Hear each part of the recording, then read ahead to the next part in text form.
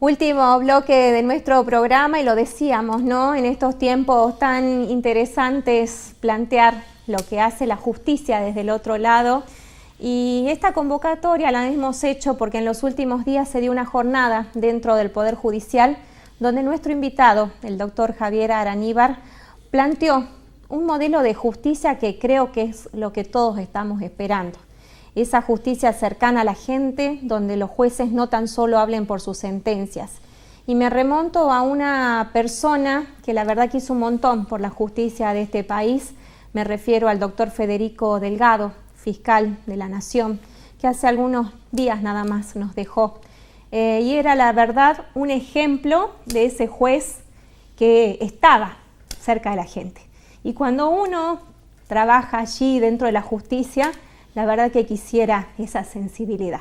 Así que bueno, me emociona esto de Federico Delgado porque la verdad fue un hombre admirable dentro de los tribunales de Comodoro Pi.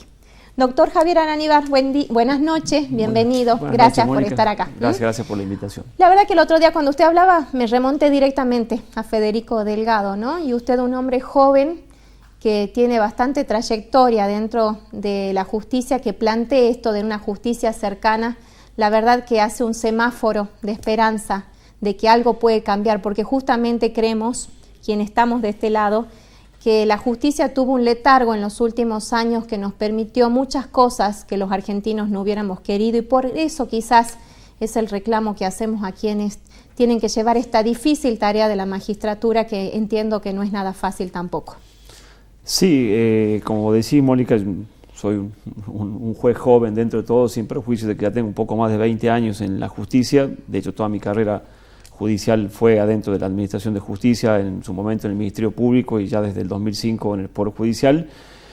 Y no es no sé si una deuda, pero sí es algo que yo considero que es necesario hoy por hoy, sobre todo porque eso de que los jueces hablan por sus sentencias, si bien yo lo comparto, me parece que es algo que debemos darle un sentido más amplio, flexibilizarlo. Yo creo que hay que flexibilizar ciertos conceptos, entre ellos esto de que los jueces hablan por sus sentencias, y más aún teniendo en cuenta, particularmente en el caso de los jueces penales, que la problemática penal es una problemática muy dinámica, que muta todos los días, y donde distintas aristas o problemáticas sociales tienen directa repercusión en la justicia penal, y es por eso que me parece que hay que flexibilizar un poco esto de que los jueces hablen por sus sentencias y por todo lo contrario, abrir las puertas de la justicia penal y acercarla a la gente de la manera en que sea posible. Por eso en el marco del juicio del curso del que hablábamos, el de juicio por jurados, lo veía con muy buenos ojos porque el curso giró en torno de acercar y convocar a la gente a que participe en la administración de justicia.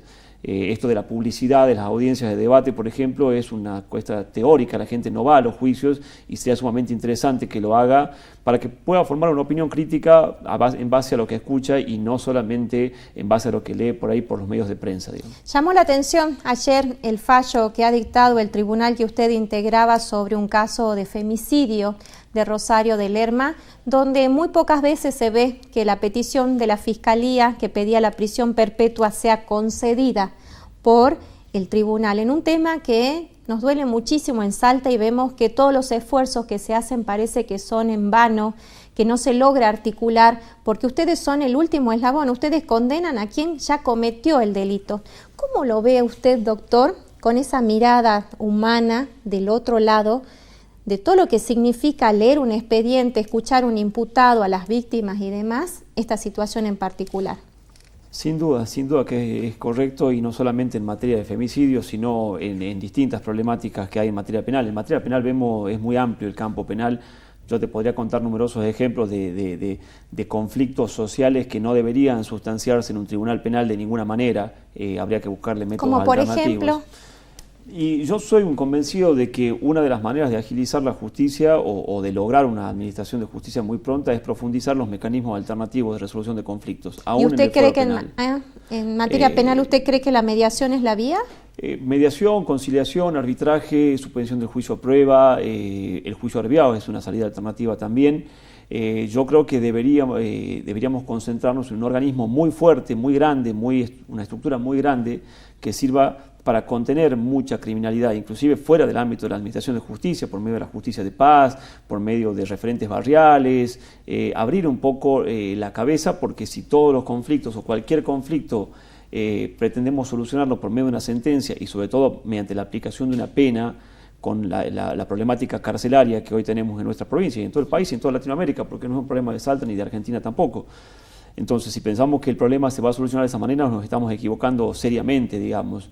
Yo he tenido en estos últimos tiempos juicios por hurtos de un celular entre amigos, donde el celular se recuperó y se lo devolvió al amigo. ¿Y cómo puede ser que se gaste recurso humano, tiempo y demás por el robo de un celular? O un daño de una ventana, o sea, una persona que rompió una ventana, no es ni más ni menos un delito de daño, sí, está previsto en el Código Penal, tiene previsto una pena, sí, yo no le quito importancia al conflicto, lo que estoy diciendo es que no podemos, frente a cada conflicto, tener una única respuesta que sea el proceso penal y la expectativa de una pena, digamos. ¿Para eso debiéramos legislar al respecto? ¿Cómo se podría viabilizar? Yo creo que en ese sentido la reforma de la 7690, nuestro actual Código Procesal Penal, sin prejuicio de las modificaciones que ahora se están planeando por medio de planes pilotos, etcétera, tienen un importantísimo, muy importante catálogo de métodos alternativos de resolución de conflictos. Lo que pasa es que eso hay que transmitirlo a los organismos, a que se multipliquen los centros de mediación, conciliación, arbitraje, etcétera, y sobre todo a la cultura judicial, ¿no? No hemos sido formados, ni siquiera en las universidades, para mediar, digamos. El abogado ha sido formado para confrontar, es un litigio y lo quiere ganar y acá uno gana y el otro pierde, y hemos sido formados así. Yo ahora que estoy dando clases en la facultad veo que los planes de estudio se han modificado mucho y es bastante interesante ver materias enteras de mediación, conciliación, arbitraje, pero en la época en que uno estudiaba eran alguna unidad de alguna materia y nada más que eso. Entonces eso también es importante transmitirlo a las universidades, al colegio de abogados, para que le enseñe al abogado a litigar, pero no solamente litigar técnicamente hablando, sino a buscar una solución alternativa de un conflicto por otra vía, digamos. Doctor, hay un hecho que no es menor y es la situación económica, ¿no? Usted hábleme de la experiencia de lo que vive a diario. ¿Ha notado en los últimos tiempos que mayor cantidad de gente recurre a la Defensoría Oficial? Te diría que todo lo contrario. Te diría que todo lo contrario, y eso es algo que también trajo aparejado esta reforma del año 2011-2012, que es que el proceso es tan dinámico que existen una gran cantidad de juicios diariamente, digamos. O sea, me animaría a decir que debe haber en la ciudad judicial 30, 40 juicios por día, digamos, con sentencias. Te hablo unipersonales, colegiados, abreviados, distintas modalidades, pero sentencias debe haber 30, me animaría a decir 30 por día, digamos. Cosa que antes no pasaba. Si vos tenés en cuenta que en un tribunal, en una cámara del crimen, antes del 2011, hacía 40, 50 juicios por año, porque no había métodos alternativos, porque el tribunal era con integración colegiada todas las veces. Hoy por hoy un tribunal de juicio te hace 250 juicios por año, 300 juicios por año. Entonces, porque tiene otras variantes y el sistema lo permite. Esta cantidad de juicios ha hecho que se amplíe la gama de abogados litigantes. La defensa oficial no da abasto con todos. Y hoy nos sorprendemos, gratamente por cierto, donde muchas veces, cosa que no pasaba jamás antes, uno entra a una sala de audiencia y se da con que el abogado defensor no lo conoce, no sabe quién es, no le sabe el nombre, y eso es muy grato porque vemos que un abogado particular, por ahí joven, que se recibió hace poco, da sus primeros pasos, y van mutando permanentemente las defensas. Entonces, si bien es cierto que se acude por una cuestión netamente económica a la defensa oficial, la defensa particular actúa muchísimo también. ¿Y el Tribunal de Juicio, qué cantidad de juicios en su sala hace mensual o semanalmente? Obviamente que eso va a variar, depende del tipo de juicio, ¿no es cierto? O sea, no es imposible hacer un balance, pero, o hacer un número aproximado de juicios, pero sí lo que te puedo decir es que un tribunal de juicio no hace menos de 250 juicios por año, entre unipersonales, colegiados, abreviados. ¿Cree que los jueces jóvenes tienen otra dinámica y que hay más celeridad en la justicia por parte de aquellos jueces que implementan otros mecanismos para llegar al mismo resultado?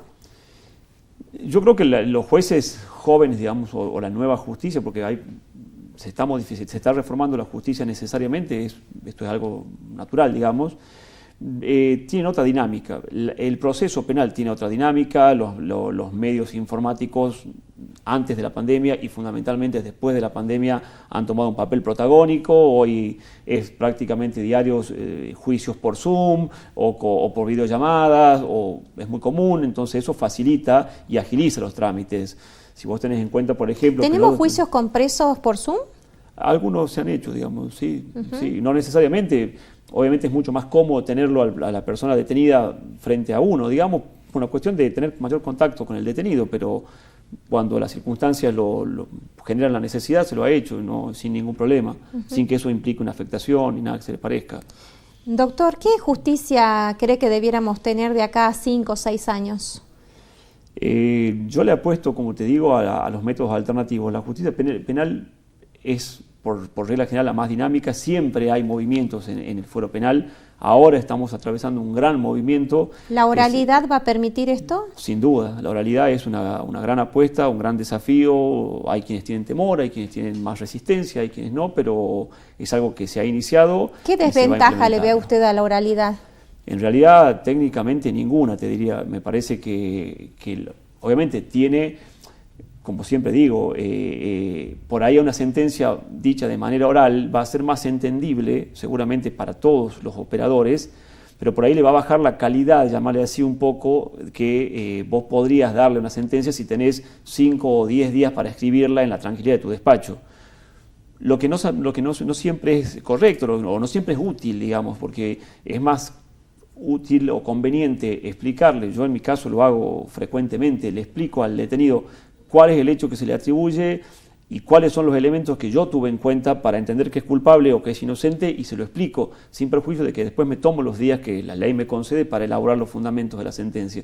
Pero es mi práctica, por lo menos, que tanto el imputado como la damnificada, si ha concurrido al juicio, se va sabiendo por qué se hizo la cosa. Después esa la puede compartir o no, cercanía del juez, tanto para con el imputado como para la víctima, ¿usted siente que cambia en cuanto a cómo se recibe la sentencia? Sin duda que cambia, sin duda. La gente, ayer, sin ir más lejos, en el marco de este proceso que vos me hablás, me llegó un mensaje anónimo, en realidad un número que no tengo agendado, agradeciéndome porque, de no sé quién, digamos, agradeciéndome porque la víctima manifestó que se sintió escuchada, nada más que eso. O sea, no quería ni una condena, ni un castigo, buscaba nada más que ser escuchada, y eso es algo que uno se lleva, le genera tranquilidad, digamos. O sea, se va con la tranquilidad de que ha hecho el trabajo de manera consciente y que ha llegado a un resultado que ha sido aceptado de manera adecuada.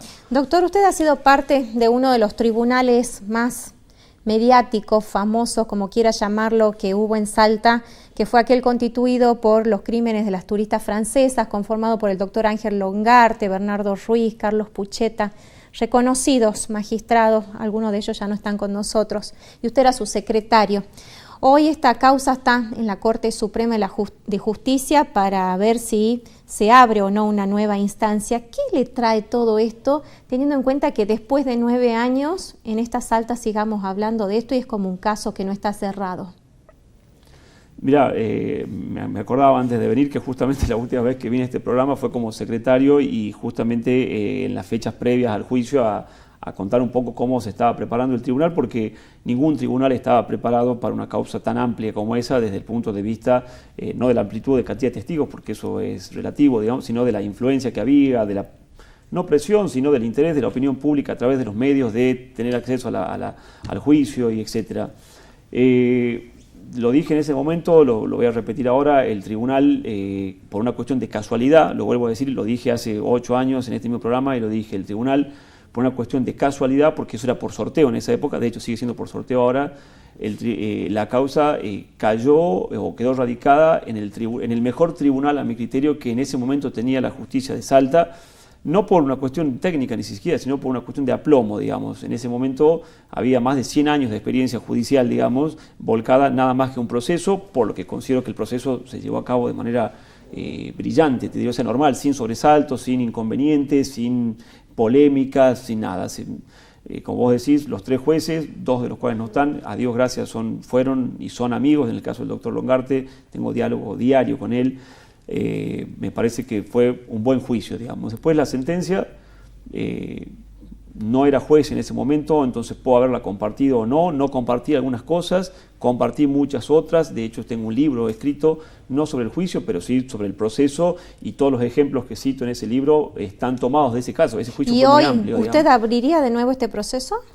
Lo que pasa es que eso depende de la posición jurídica que uno adopte, digamos, y eso, las posiciones jurídicas son eso, posiciones jurídicas. Esto de la mitad de la biblioteca que dice una cosa y la mitad de la biblioteca que dice otra, hay que ver de qué lado de la biblioteca se pone, en este caso, el tribunal que tenga que resolver, digamos. Eso es así, digamos. Doctor Javier Araníbar, le agradecemos enormemente esta visión que nos ha planteado hoy de la justicia, una justicia esperanzadora, que la verdad haga eco de ese mensaje que usted recibió ayer. Solamente escuchar a las víctimas y también dar lugar a las defensas que muchas veces vemos en los marcos judiciales, que a los hombres no se los escucha, y eso obviamente que trae aparejado muchas cuestiones sociales que después debemos lamentar. Gracias, doctor. Muchas gracias a vos, Mónica. Nosotros nos despedimos agradeciéndoles esta atención que nos han prestado en día de miércoles. Nos reencontramos la próxima semana. Será hasta entonces.